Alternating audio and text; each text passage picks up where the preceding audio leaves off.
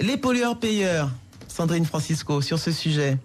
Les entreprises, bien sûr, sont soumises à l'élimination de leurs déchets. Je parle de toutes les entreprises parce que bien souvent, il y a une politique de gestion des déchets dans les plus grosses et ça devient beaucoup plus compliqué quand on parle de l'artisan, quand on parle de la petite entreprise parce que je pense qu'elle n'en a pas forcément conscience.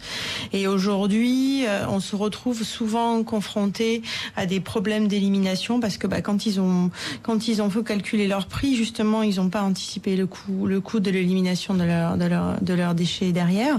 Pour revenir à la famille et pour revenir aux consommateurs, je sais que pour l'instant ça n'est pas dans les idées mais je pense qu'il serait important pour qu'on arrive à la facturation de la poubelle incitative. Donc ça veut dire moins on remplit sa poubelle, moins on paye de taxes sur les ordures ménagères. Alors ça existe, c'est vrai que ça existe, et du coup ça inciterait les gens justement à moins produire de déchets parce que derrière plus ils vont les jeter derrière et puis opération pays propre devra aller ramasser dans les ravines parce qu'on va dire. C'est toute une éducation, mais il faut aussi faire le constat.